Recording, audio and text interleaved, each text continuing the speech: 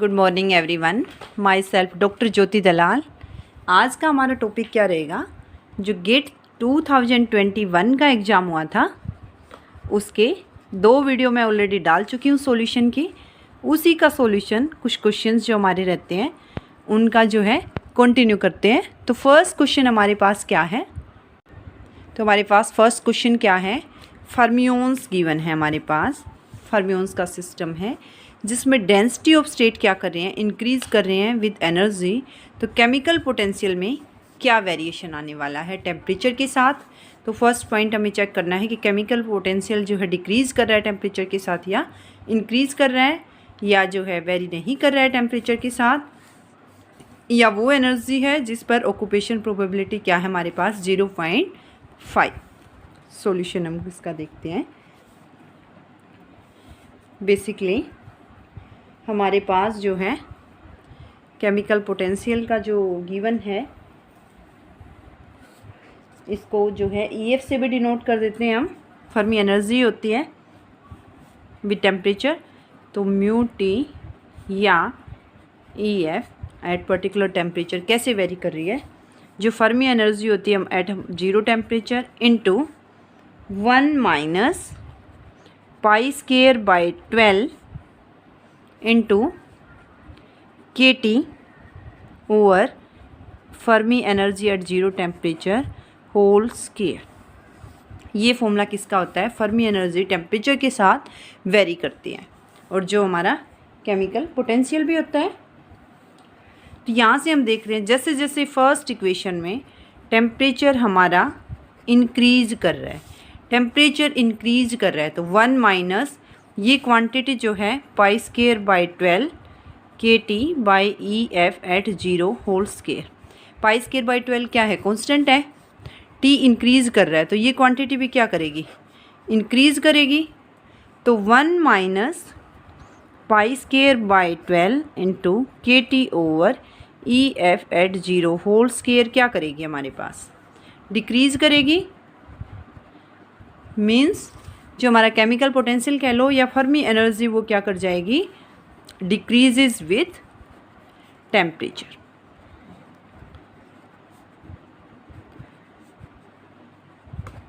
तो first option A हमारे पास एकदम से करेक्ट आ चुका है।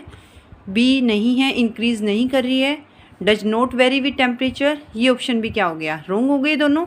अब हमें कौन सा चेक करना है? डी ऑप्शन के लिए। तो क्या ये वो एनर्जी है जिस पर हमारा ऑक्यूपेशन प्रोबेबिलिटी क्या है? 0.5। तो जिसको फर्मी डिराक डिस्ट्रीब्यूशन फंक्शन भी बोलते हैं हम, किससे डिनोट करते हैं? FE is given by 1 by exponential of E minus EF by KT plus 1। ये फॉर्मूला होता है। तो वो एनर्जी है मीन्स इफ़ म्यू हमारे पास किस क्या होती है? फर्मी एनर्जी होती है।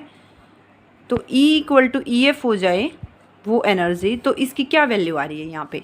सेकेंड इक्वेशन में देखिए FE जो ऑक्यूपेशन प्रोबेबिलिटी भी बोल रहे हैं या फर्मी डिस्ट्रीब्यूशन फंक्शन भी बोल रहे हैं FE को, ऑक्यूपेशन प्रोबेबिलिटी। तो जो हमने ये डिस्ट्रीब्यूशन फंक्शन लिखा है, फर्मी डिस्ट्रीब्यूशन फंक्शन कह रहे हैं ऑक्यूपेशन प्रोबेबिलिटी, ये हमें फर्मियोन्स का भी पता होना चाहिए प्लस बोजोन्स का भी याद होना चाहिए। तो यहाँ से रखिए E इक्वल टू EF क्या हो जाएगा? 1 by exponential E minus EF by KT exponential 0 plus 1 that is equal to 1 over 1 plus 1 that is equal to half that is equal to 0.5। तो क्वेश्चन में डी ऑप्शन में क्या कह रहा था? क्या ये वो एनर्जी है means E equal to EF है जिस पर आपका ऑक्यूपेशन प्रोबेबिलिटी क्या है? 0.5। Yes, it is that energy. यहाँ पे क्या हो रहा है? FE की वैल्यू क्या हो रही है? 0.5। तो hours D option is also correct. तो इसका आंसर क्या हो गया? A and D। तो इस तरह से हम इस क्वेश्चन को सोल्व कर सकते हैं। नेक्स्ट क्वेश्चन देखते हैं हम। तो नेक्स्ट क्वेश्चन हमारे पास क्या है? चूज़ द ग्राफ, हमारे पास 4 ग्राफ्स गिवन हैं जो वेस्ट वेरिएशन किसका दे रहे हैं, डाइलेक्ट्रिक कांस्टेंट का विद टेम्परेचर के साथ फेरो इलेक्ट्रिक मटेरियल में। तो हमारे पास फेरो इलेक्ट्रिक मटेरियल हो गया, पैरामैग्नेटिक मटेरियल हो गया, ससेप्टिबिलिटी हो गई, इलेक्ट्रिक ससेप्टिबिलिटी। तो ये चीज़ें क्या हैं, मैग्नेटिक ससेप्टिबिलिटी। ये हमारा नेट के एग्ज़ाम में भी काफ़ी बार पूछा गया है ये इस टाइप का कॉन्सेप्ट कि variation of dielectric constant temperature के साथ फेरो में क्या हो रहा है, पैरा में क्या हो रहा है। तो हमारे पास सबसे पहले फेरो जो है इलेक्ट्रिक मटेरियल कौन से हैं, फेरो इलेक्ट्रिक क्रिस्टल।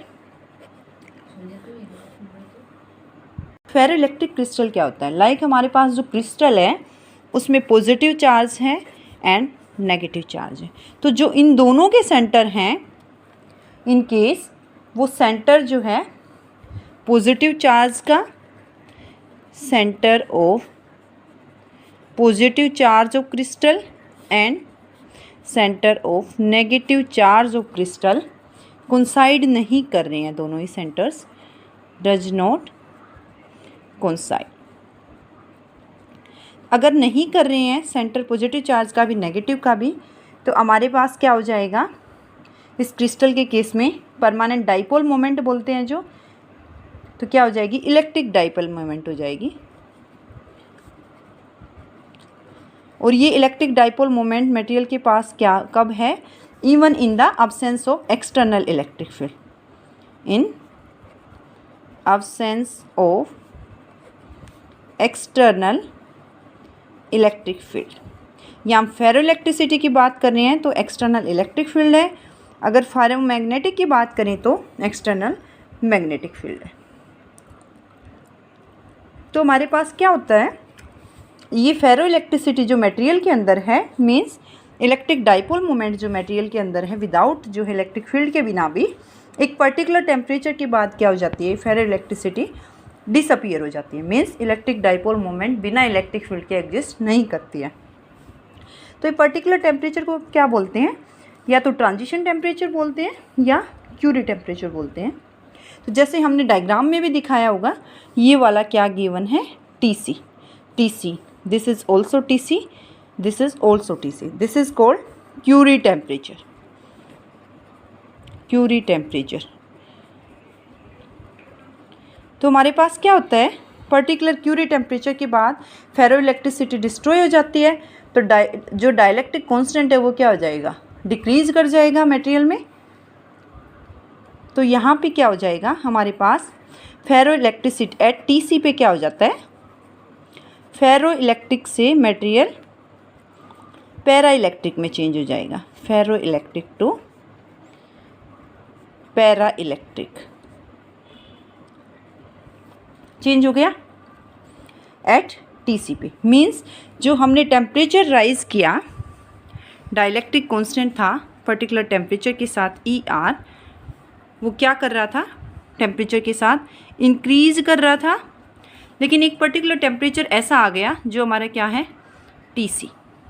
इसके ऊपर हमारे पास क्या हो गया, फेरो इलेक्ट्रिक से मटेरियल पैरा इलेक्ट्रिक में चेंज हो गया, और इसी पॉइंट से क्या हो गया, रैपिड डिक्रीज कर जाएगा डाइलेक्ट्रिक कांस्टेंट विद टेम्परेचर के साथ।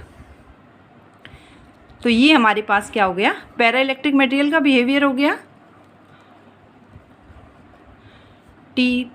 TC पॉइंट के बाद। तो यहाँ से क्या हुआ, इट मीन्स जैसे जैसे थर्मल मोशन टेम्परेचर चेंज किया तो उससे फेरो इलेक्ट्रिक ऑर्डर क्या हो जाता है, डिस्ट्रॉय हो जाता है। तो हमारे पास variation of dielectric constant with temperature in case of ferroelectric material is shown as by A diagram. तो हमारे पास क्या हो गया, इसका आंसर A ऑप्शन क्या है। नेक्स्ट क्वेश्चन हमारे पास क्या, सेमीकंडक्टर है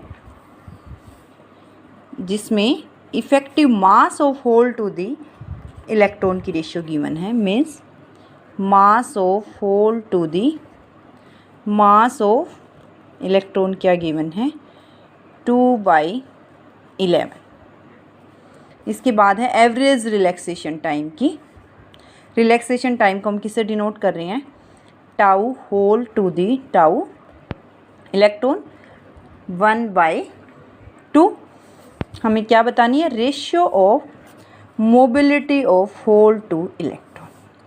तो सबसे पहले हमें क्या पता होना चाहिए, मोबिलिटी हमारे पास क्या होती है। लाइक हमारे पास जो है कंडक्टर है और इस पर हमने क्या कर दिया, इलेक्ट्रिक फील्ड अप्लाई कर दिया। अप्लाई इलेक्ट्रिक फील्ड, तो जो इलेक्ट्रॉन्स का मोशन हो रहा था वो क्या हो जाएगा, वो जो है स्लोली ड्रिफ्ट करेंगे किसके डायरेक्शन में, अप्लाइड इलेक्ट्रिक फील्ड से अपोजिट डायरेक्शन में। तो लाइक हमारे पास जो है लाइक ये कंडक्टर था, हमने इलेक्ट्रिक फील्ड इस डायरेक्शन में अप्लाई कर दी, तो इलेक्ट्रॉन्स क्या करने लग जाएंगे, drift with velocity vd in direction opposite to that of electric field. तो हमारे पास मोबिलिटी क्या हुई, मोबिलिटी होगी average drift velocity per unit electric field vd by E. ये हमारे पास क्या हो गई, मोबिलिटी होगी एवरेज ड्रिफ्ट वेलोसिटी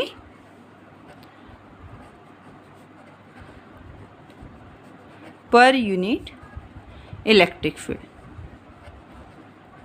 मीन्स जब आप 1 यूनिट इलेक्ट्रिक फील्ड अप्लाई कर रहे हो तो कितनी एवरेज ड्रिफ्ट वेलोसिटी इसने अटेन की है, तो ये हमारे पास क्या होगी, मोबिलिटी। तो मोबिलिटी का क्या फॉर्मूला होता है हमारे पास, मास और रिलैक्सेशन टाइम की टर्म्स में इन जनरल होता है E tau by M, where tau हमारे पास होता है रिलैक्सेशन टाइम, एम होता है मास ऑफ इलेक्ट्रॉन या मास ऑफ जो भी होल है, ई क्या होता है हमारे पास चार्ज होता है।